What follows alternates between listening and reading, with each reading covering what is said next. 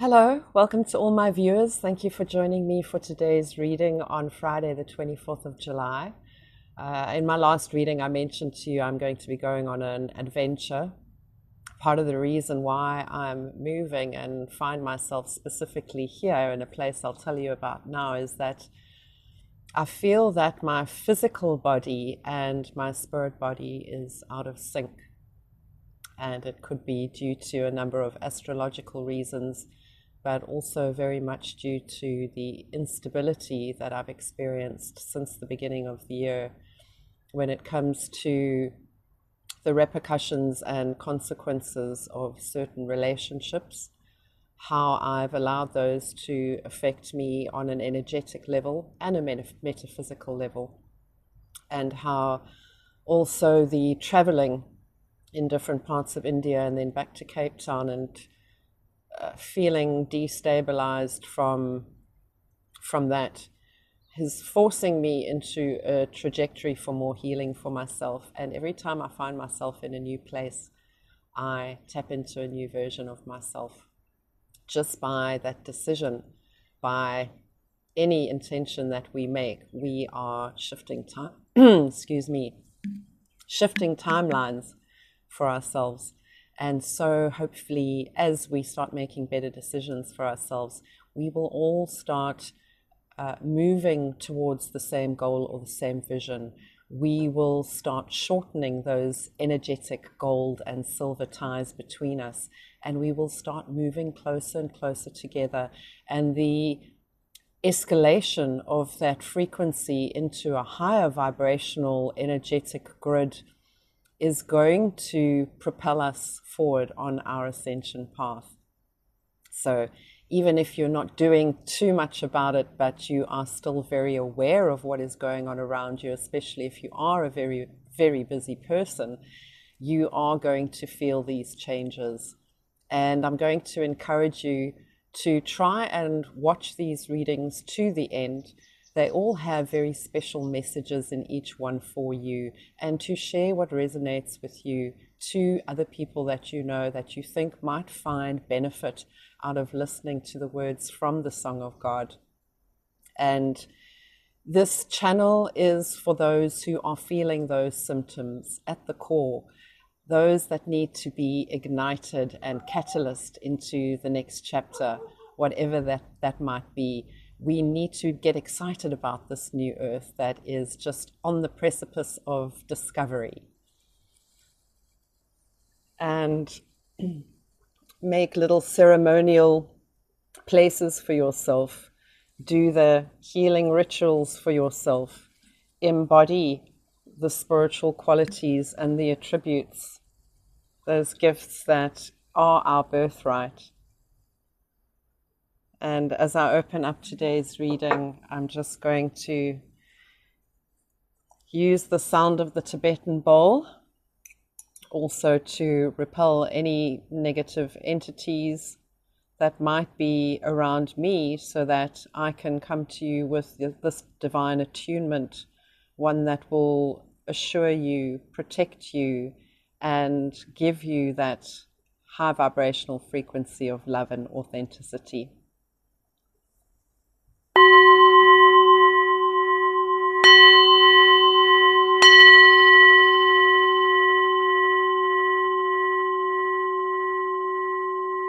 Okay. So some of the messages that were coming through this morning was really about what happens if we have this constant niggle of giving up, a constant foreboding feeling that things are not working out, that nothing's going right. Because we tend to want to project the conversations that we might be having with the shadow back into our reality. And what might feel then just as a passing phase starts becoming a belief system. And truly, we do need to allow the shadow to speak to us. But we also need to be compassionate about releasing the negativity, because if we can lighten the parts of the mind that are not in sync now with our trajectory forward in spirit, we are going to experience cognitive dissonance. We're going to experience the fight between right and wrong, truth and falsities, and the ego will love to have arguments with you about these things. When I started getting more involved in analyzing my own mind, and not through meditation so much as the experiences and seeing how I was triggered in these different experiences, I started to analyze my vocabulary. And I began to, through this book, omit the words I, me, mine, so that I can align with the universal wisdom of consciousness, which is all in one, one in all. And with this omission of words were words like failure and try, which are all very, very limiting. I'm going to encourage you to either go into a time of silence so that you can really think about how you speak. Fast if you want to during that time as well. But look at how the thoughts are manifesting in the mind and how they are being spoken. We tend to often speak without even thinking, and to put thought before the words to articulate what the mind is thinking and what the body is feeling is a very different thing. If we put a thought before the words that we speak, we might be able to see that what we are saying is damaging. What we are saying is creating curses and spells, self-limiting beliefs, and lack mentalities that are definitely not conducive, and most certainly not the way that God Source Spirit, the Holy Spirit, and Jesus would be speaking to us at any time. Unless, of course, we needed some reprimanding. Then we must accept that the reprimand is how a parent would speak to a child, how a father or mother would discipline their child. Accept that. Intrinsically, we want to be nurtured, nourished, and guided. We want to feel part of a family and a community and a tribe. We want to know that we can trust the people around us as much as we can trust ourselves. That unity of consciousness between us all will create such an expansive freedom. When I think about that word right now and I'm looking at the view, I wish I could share the view with you. Perhaps I'll take some photographs and I'll put it into a post so that you can see I'm looking at the waves of the beach in Scarborough. Scarborough is close to Cape Point, here at the furthest south point of our African continent. And just next to Scarborough is Misty Cliffs, and many mornings it looks very ethereal and mystical outside here with all the mist.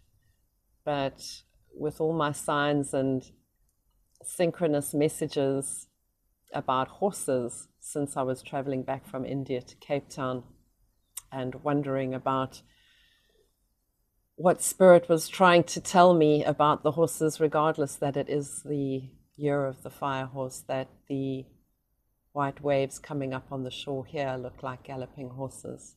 very powerful and very beautiful.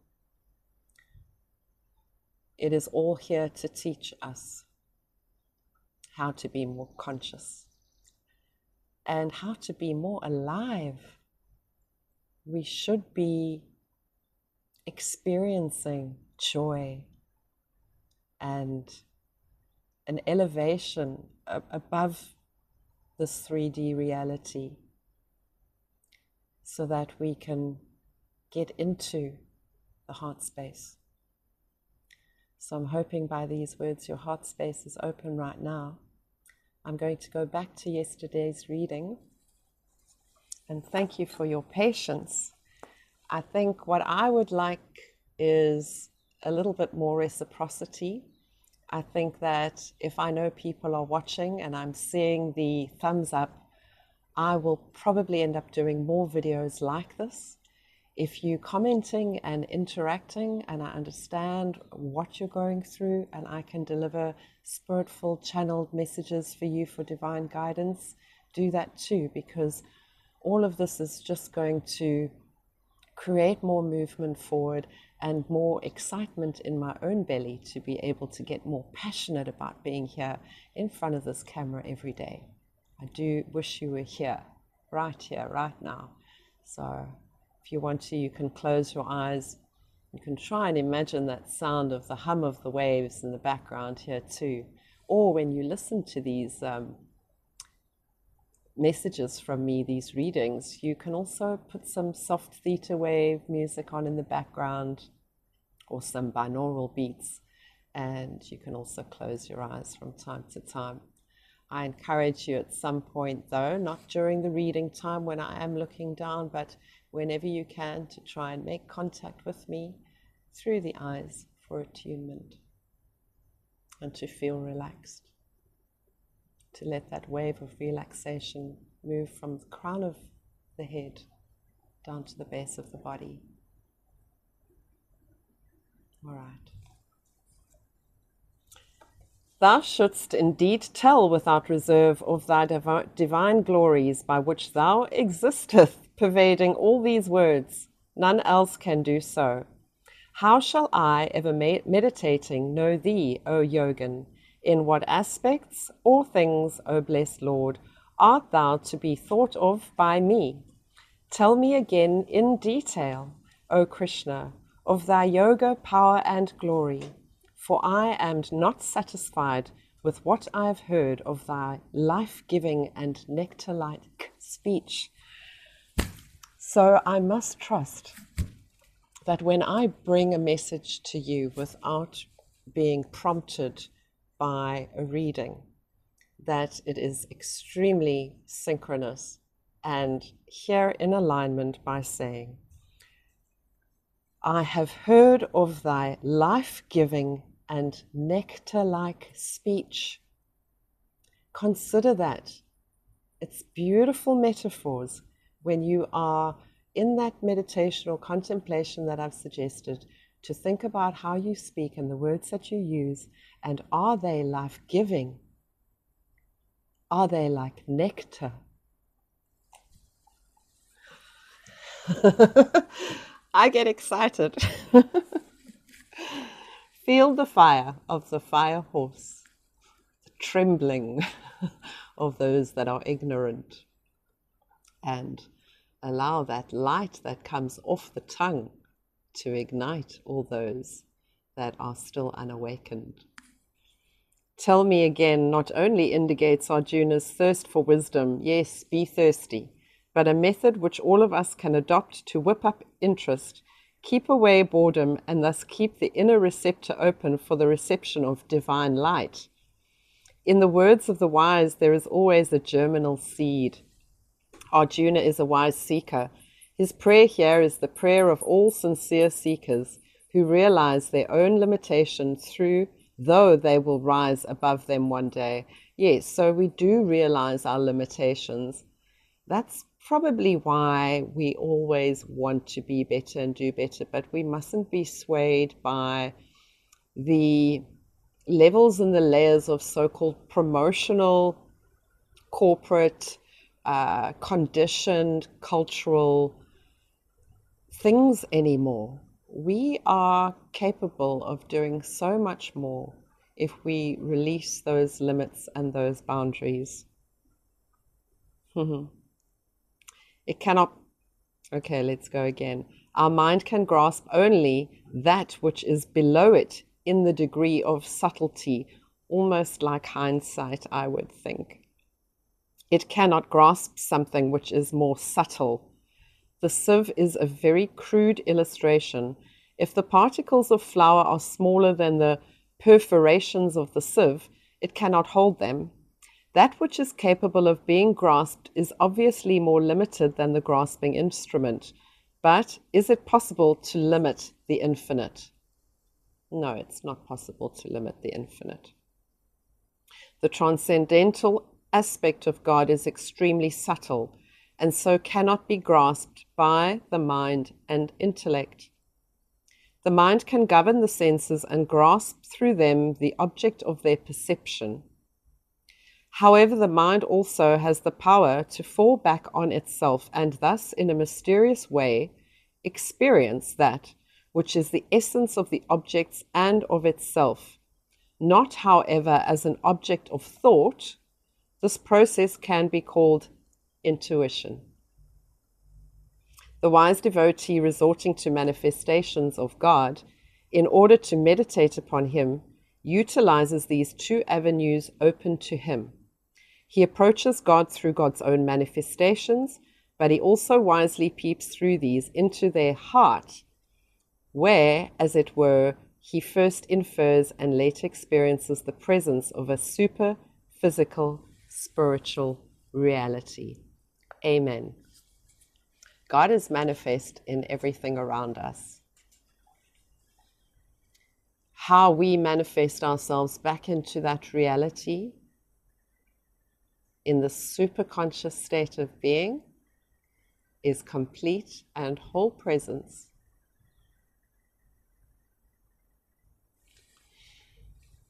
Today's reading, Friday, the 24th of July. The Blessed Lord said, "Very well. Now I will declare to thee my divine glories in their prominence, O Arjuna. There is no end to their detailed description. I am the Self, O Arjuna, seated in the hearts of all beings. I am the beginning, the middle, and also the end of all beings, the omnipresent, omnipotent, omniscient God of all gods." Here is a very interesting prologue to a startling approach to the Supreme Being, a warning that we should accept the symbol but not confine the reality to it.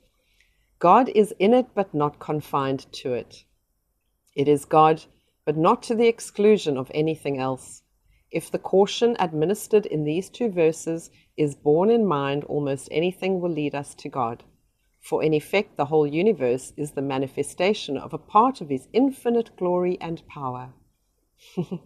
Again, we can only take a few manifestations. We cannot encompass even these in their entirety with our limited mind. Try to think of space in its entirety. The mind reels and staggers, but any form will do. For God is the Self in the hearts of all beings. He is the reality in all appearance. He is the truth represented by the symbol. He is the noumenon in all phenomena. He is the formless Brahman in all forms. He is that in this. Everything in the universe is filled with the same energy, with the same intelligence and the same consciousness. Thus, the objects that we use in our life, the actions that we do with the body, the persons to whom our actions are directed, are nothing but the manifestations of God. This is a remarkable truth, which, until it becomes a realization, is a remarkable attitude. So we can take the attitude, and we can realize in that microsecond of realization when it feels like fireworks are shooting through your being. You will feel that bliss. It's like light energy with a force that is greater than anything. And I will that for you. I pray that for you.